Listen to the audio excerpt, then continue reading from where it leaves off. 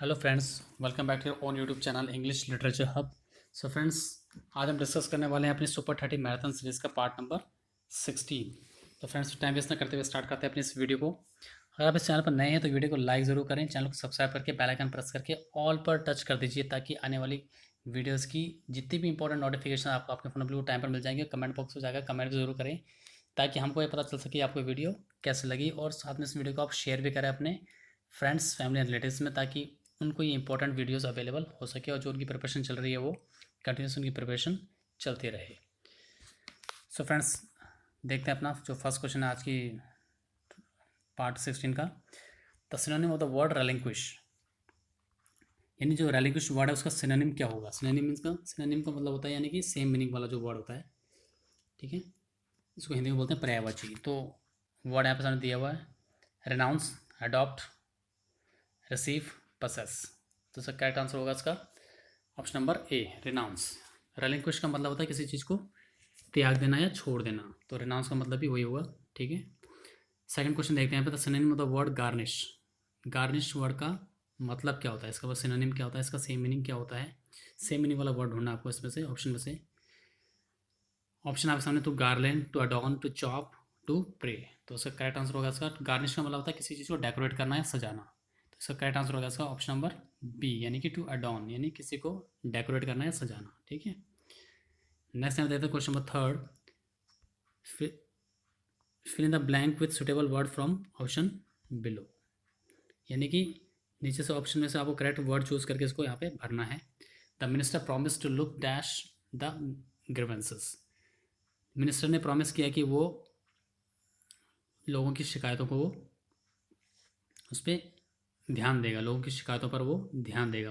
मंत्री ने ऐसा प्रॉमिस किया। तो शिकायतों पर ध्यान देना, जब हम किसी की शिकायत पर ध्यान देते हैं तो उसका मतलब क्या होगा, लुक इनटू होगा वहाँ पे, ठीक है। क्या आएगा, लुक इनटू। तो इसका करेक्ट आंसर होगा इसका ऑप्शन नंबर ए, ठीक है। तो क्वेश्चन नंबर थर्ड का आंसर होगा ऑप्शन नंबर ए। नेक्स्ट क्वेश्चन देखते हैं यहाँ पे, question number four, identify the correct sentence, यानी करेक्ट सेंटेंस को क्या करना है, आइडेंटिफाई करना है आपको। ऑप्शन सेंटेंस आपके सामने दिए हुए हैं यहाँ पर, this book is preferable to that, this book is preferable than that, this book is preferable from that, ठीक है। None of the above. तो जो करेक्ट सेंटेंस होगा आपका option number A, this book is preferable to that, क्योंकि जो word आपके सामने दिया गया है प्रेफरेबल, उसके साथ जो प्रपोजिशन लगती है वो लगती है टू। इस हिसाब से जो ऑप्शन ऑप्शन ए होगा वो होगा आपका करेक्ट आंसर, ठीक है। नेक्स्ट देखिए question number five, fill in the blank with suitable preposition from the option below. Option आपके सामने एक स्टेटमेंट दिया हुआ है, वहाँ पे फिल इन द ब्लैंक्स भरना आपको नीचे वर्ड का इस्तेमाल करते हुए जो सही है इसमें से। We are now confident dash winning the match. तो इसका करेक्ट ऑप्शन यहाँ पे जो ऑप्शन दिए गए हैं, ऑफ, इनटू, इन और टू, इसमें करेक्ट आंसर होगा इसका ऑप्शन नंबर ए, यानी कि of. We are now confident of winning the match, ठीक है। नेक्स्ट देखते हैं question number six, according to Bacon which lies causes the gravest hurt to man. यानी जो फेमस जो एसेइस्ट थे, फेमस जो निबंधकार थे फ्रांसिस बेकन, उनके अकॉर्डिंग कौन सा झूठ जो है वो इंसान को सबसे ज़्यादा हर्ट करता है, ठीक है। तो ऑप्शन आपके सामने है, a lie that hurt our senses, lies of poesy that fill the imagination, a lie that passes through the mind, a lie that sinks and settles in the mind. तो question number six का correct answer होगा आपका option number D, a lie that sinks and settles in the mind, ठीक है। ऐसा झूठ जो दिमाग में आ जाता है, घुस जाता है और दिमाग में खो जाता है और दिमाग में कहीं सेटल हो जाता है, वो झूठ इंसान को सबसे ज़्यादा हर्ट करता है, ठीक है। क्वेश्चन नंबर सेवन देखते हैं यहाँ पे, the place where Satan and his peers assembled in Paradise Lost book one is named. यानी जो जॉन मिल्टन की जो फेमस पोम है पैराडाइज लॉस्ट, उसकी जो बुक वन है उसमें जो सैटन है, यानी जो शैतान है, और उसके जो पीयर्स हैं, पीयर्स मीन्स उसके जो कंपेनियंस हैं, उसके जो फ्रेंड्स हैं, वो किस जगह पर इकट्ठा होते हैं, वो उस जगह का नाम आपको बताना है, ठीक है। जगह यहाँ ऑप्शन दिया हुआ आपको, ओजोनियम, पेंडेमोनियम, चार्लमेन एंड सल्फोरियम। तो इसका करेक्ट आंसर होगा इसका क्वेश्चन सेवन का आपका ऑप्शन नंबर बी, यानी कि पेंडेमोनियम। ये सारे के सारे लोग सैटर्न और उसके दोस्त पेंडेमोनियम नाम की जगह पर इकट्ठा होते हैं। क्वेश्चन नंबर 8 देखते हैं यहाँ पे, which of the following applies to Wordsworth vision of nature. इसमें से कौन सी चीज़ है जो वर्ड्सवर्थ के विजन ऑफ नेचर पर अप्लाई होती है। ऑप्शन आपके सामने, mystical pantheism, romantic rationalism, supernatural mysticism और नन ऑफ दी अबव। तो जो करेक्ट आंसर होगा इसका आपका option number A, mystical pantheism. Mystical का मतलब होता है रहस्यपूर्ण, यानी कि मिस्ट्री से भरा हुआ, और पैंथियज्म का मतलब होता है आपका जो मूर्ति पूजा जो होती है, यानी जिस मूर्ति की हम पूजा करते हैं उसको बोला जाता है पैंथियज्म। ठीक है, तो ऑप्शन ए होगा इसका correct answer, question number 8।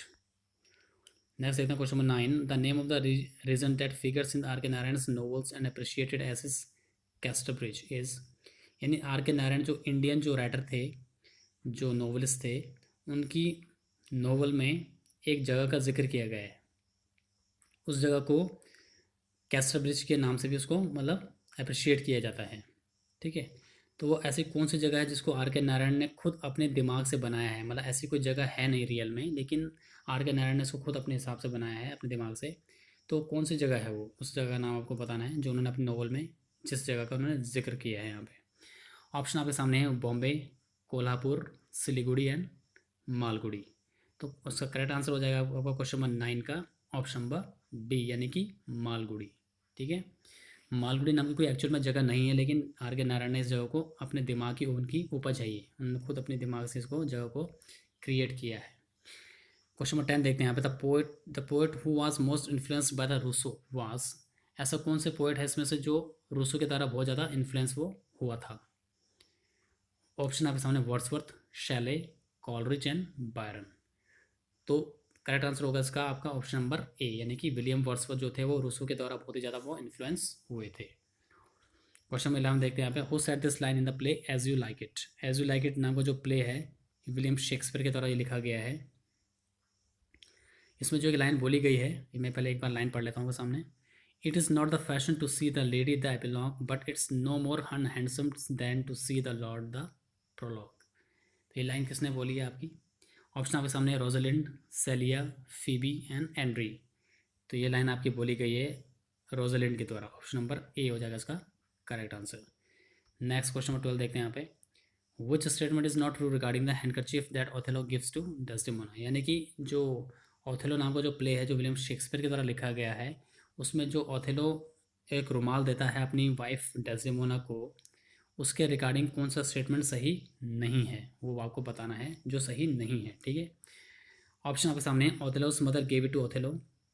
Othello की माँ ने इस रुमाल को ओथेलो को दिया था, यह स्टेटमेंट बिल्कुल सही है। ठीक है, it was given to Othello's mother by an Egyptian. ये जो रुमाल था वो ओथेलो की माँ को किसने दिया था, एक इजिप्शियन ने दिया था। ठीक है, ये भी सही है। It was given to Othello's mother by Othello's father. ये जो रुमाल था वो ओथेलोस की मदर को ओथेलो के फादर ने दिया था। या फिर D, it was infused by magic by a sibyl. उस रुमाल के ऊपर एक मैजिक यानी मैजिक जादू उसमें डाला गया था, किसके द्वारा, एक सिबिल के द्वारा। तो जो ऑप्शन जो उसका करेक्ट आंसर नहीं है इसका, जो वो है आपका ऑप्शन नंबर सी, यानी जो रुमाल है वो ओथेलो की माँ को ओथेलो के फादर के द्वारा नहीं दिया गया था। तो ऑप्शन नंबर सी होगा इसका आपका आंसर। ठीक है, क्वेश्चन नंबर 13 देखते हैं who said about Shelley. Shelley के बारे में ऐसा किसने कहा है, being a beautiful but ineffectual angel beating in the void his luminous wings in vain. बहुत ही इंपॉर्टेंट लाइन है फ्रेंड्स, ये इसको ज़रूर याद कर लीजिएगा आप, कई बार एग्जाम में आ चुका है और इसके आने वाले एग्जाम में इसके आने के बहुत ज़्यादा चांसेस है इसके इस क्वेश्चन के। तो शैले के बारे में जो ये लाइन बोली गई है वो बोली गई है आपकी मैथ्यू आर्नल्ड के द्वारा, यानी ऑप्शन नंबर ए होगा इसका करेक्ट आंसर। ठीक है, विच of the following poems did Tagore right original in English. इसमें से कौन सी पोएम है जो जिसको रविंद्रनाथ टैगोर ने इंग्लिश में मतलब स्टार्टिंग में इंग्लिश में ही उन्होंने इसको लिखा है। ठीक है, उसकी स्टार्टिंग उन्होंने इंग्लिश से ही की है, इंग्लिश लैंग्वेज से। तो ऑप्शन आपके सामने है, Lover's Gift, the Child, the Crescent Moon, Gitanjali. तो इसका करेक्ट आंसर होगा आपका क्वेश्चन नंबर 14 का ऑप्शन नंबर बी, यानी कि द चाइल्ड नाम का जो पोएम उन्होंने लिखी है रविंद्रनाथ टैगोर ने, वो उन्होंने स्टार्टिंग में ओरिजिनली उन्होंने इंग्लिश में ही लिखी है ये। क्वेश्चन नंबर 15 देखते हैं यहाँ पे, the Blackwood's magazine dismissed Keats as a member of the. जो ब्लैकवुड्स मैगजीन थी उसने किड्स को डिसमिस कर दिया था, किसके मेंबर के रूप में, as a member of the Cockney school के रूप में उन्होंने उसको डिसमिस कर दिया था किड्स को, ठीक है। क्वेश्चन नंबर 16 देखते हैं यहाँ पे। Edmund in King Lear was bastard son to. जो एडमंड है कैरेक्टर किंग लियर के अंदर, जो विलियम शेक्सपियर के जो प्ले है किंग लियर, उसमें एक एडमंड नाम का जो कैरेक्टर है वो बहुत ही बास्टर्ड सन है। बास्टर्ड मतलब एक बिगड़ा हुआ, बिगड़ी हुई औलाद है वो, बहुत ही मतलब खराब औलाद है वो, ठीक है। किसकी है वो औलाद किसकी है? Earl of Gloucester, King of France, Duke of Albany and Lear. तो सर करेक्ट आंसर हो जाएगा आपका option number A, Earl of Gloucester, ठीक है। ये इसके इन्हीं के बेटे थे ये एडमंड, ठीक है। Fill the blank with suitable preposition from the option below. Option आपको यहाँ पे सेंटेंस दिया गया है, वहाँ पे आपको फिल द ब्लैंक भरना है ऑप्शंस का इस्तेमाल करते हुए, जो सही होगा, जो प्रपोजिशन सही होगी इसमें। We must try dash to dash, we must try dash create better and safer urban life. Option आपके सामने of, in, to and for. तो इसका करेक्ट आंसर हो जाएगा यहाँ पे क्वेश्चन नंबर 17 का ऑप्शन नंबर सी, यानी कि 2। We must try to create better and safer urban life. Question 18 देखते हैं यहाँ पे। Identify the correct active voice of the sentence given below. यहाँ पे जो आपको सेंटेंस दिया गया है इसका आपको करेक्ट एक्टिव वॉइस आपको बताना है यहाँ पे, ठीक है। ये सेंटेंस आपका पैसिव वॉइस में दिया गया है, इसको आपको चेंज करना है एक्टिव वॉइस में, ठीक है। जो सही ऑप्शन होगा वो उसका करेक्ट आंसर हो जाएगा। I will not remember, sentence देख रहे हैं यहाँ पे, my first visit to Hyderabad will always be remembered by me, ठीक है। जो आपका सेंटेंस दिया गया है, ये सेंटेंस आपका फ्यूचर इंडेफिनेट का पैसिव फॉर्म है, ठीक है। फ्यूचर इंडेफिनेट के जो सेंटेंस होते हैं उसका ये पैसिव फॉर्म है। तो अब कॉमन सी बात है कि जब ये फ्यूचर इंडेफिनेट का पैसिव फॉर्म है तो सेंटेंस किस में चेंज होगा? फ्यूचर इंडेफिनेट वाले सेंटेंस में ये चेंज होगा। और जो फ्यूचर इंडेफिनेट का जो सेंटेंस होता है वो कैसा होता है? वो होता है आपका सब्जेक्ट प्लस विल और शैल प्लस वर्ब की फर्स्ट फॉर्म प्लस ऑब्जेक्ट, ठीक है, इस तरीके से। तो यहाँ पे क्या होगा? सब्जेक्ट, तो क्या होगा यहाँ पे? मी, यहाँ पे ऑब्जेक्ट है मी, क्वेश्चन में मी है ऑब्जेक्ट, तो यहाँ पे चेंज हो जाएगा वो आई में, ठीक है। विल भी चेंज हो जाएगा आपका विल या शैल में, तो इसको हमने चेंज करते हैं यहाँ पे शैल में, ठीक है। ऑलवेज का ऑलवेज आ जाएगा यहाँ पे। रिमेंबर, रिमेंबर्ड तो इसमें पास्ट फॉर्म में थी, इसको हमने फर्स्ट फॉर्म में चेंज कर दिया remember. I shall always remember my first visit to Hyderabad. तो उस हिसाब से आपका करेक्ट आंसर हो जाएगा आपका ऑप्शन नंबर बी, ठीक है। नेक्स्ट देखते हैं यहाँ पे क्वेश्चन नंबर 19। इस सेंटेंस को आपको चेंज करना है इनडायरेक्ट स्पीच में। सेंटेंस आपको दिया गया है डायरेक्ट स्पीच में, चेंज करना है इनडायरेक्ट में। Wish you happy birthday John said to me. John ने मेरे को कहा happy birthday, wish you happy birthday, उसने मेरे को ऐसा कहा।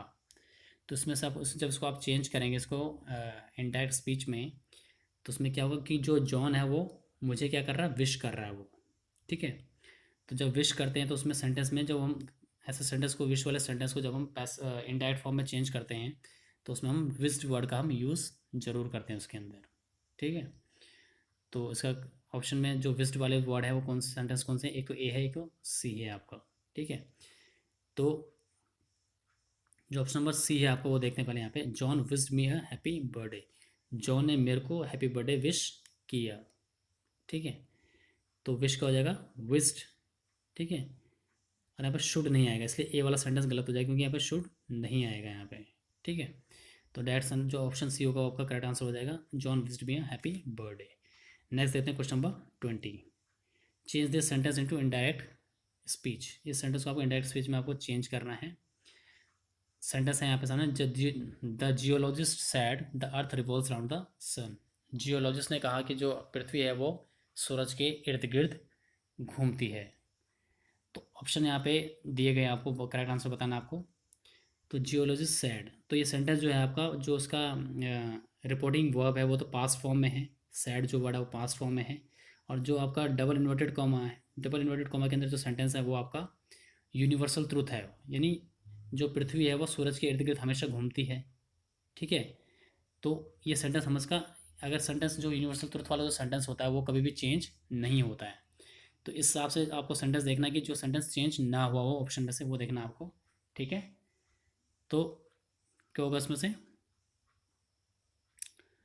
The geologist told that the earth revolves around the सन।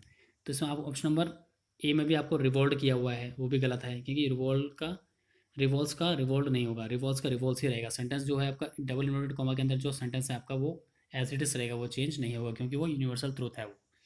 सी वाले में वुड आ रहा है, ठीक है, वो भी गलत हो जाएगा, और डी वाले में विल आ रहा है, अर्थ विल, तो भी नहीं होगा। तो करेक्ट ऑप्शन होगा, करेक्ट आंसर होगा आपका option number B, the geologist told that the earth revolves around the sun. ठीक है, ऑप्शन बी होगा करेक्ट आंसर इसका। क्वेश्चन नंबर 20 में देखते हैं, the synonym of the word, यहाँ पे वर्ड दिया गया डेक्स्ट्रस, इसका आपको सिनोनिम बताना है, यानी सेम मीनिंग वाला वर्ड। ऑप्शन आपके सामने है स्किलफुल, डल, लेथार्जिक या इनकॉम्पिटेंट। तो ऑप्शन जो करेक्ट आंसर होगा इसका, डेक्स्ट्रस का मतलब क्या होता है आपका, यानी कि जो माइंडेड आदमी होता है, मीन्स जो बुद्धिमान होता है, ठीक है, दिमाग वाला इंसान, उसको बोलते हैं डेक्स्ट्रस। तो इसका करेक्ट आंसर हो जाएगा आपका ऑप्शन नंबर ए, यानी कि स्किलफुल।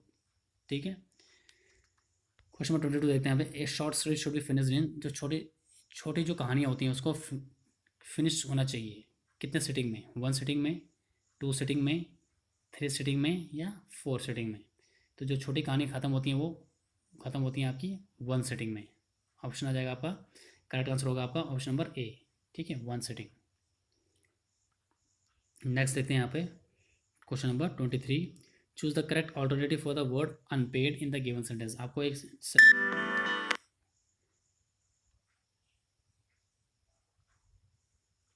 जो आपके सामने ये सेंटेंस दिया गया है, he does unpaid work for the Red Cross. ठीक है, तो यहाँ पे जो वर्ड अनपेड है उसका जो सेम मीनिंग वाला वर्ड है वो आपको ऑप्शन से चूज़ करके आपको बताना है इसमें। तो ऑप्शन आपके सामने है, ए ऑनरिफिक, बी ऑनरेबल, सी ऑनररी, डी ऑनेस्ट। तो जो वर्ड अनपेड है, ठीक है, अनपेड का मतलब होता है बिना पैसे के काम करना, अनपेड वर्क मतलब होता है बिना पैसे के काम करना। तो उसके लिए जो एक्चुअल जो वर्ड होगा अनपेड के लिए वो होगा यहाँ पे ऑप्शन नंबर सी हो जाएगा वो करेक्ट आंसर, यानी ऑनररी। ऑनररी का मतलब होता है यानी कि अवैतनिक, यानी जो आदमी बिना पैसों के जो काम करते हैं, सोशल वर्किंग जिसको हम बोलते हैं, उसको हम बोलते हैं ऑनररी, ठीक है, या अनपेड। क्वेश्चन नंबर 24 देखते हैं यहाँ पे, द लाइन, ये जो लाइन दी गई है आपको इसको पढ़ लेते हैं पहले एक बार। I do not love, I cannot love, it's not in my nature of love. ये जो लाइन है वो कौन सी पोएम में ये लाइन अपीयर होती है, उस पोएम का नाम आपको बताना है।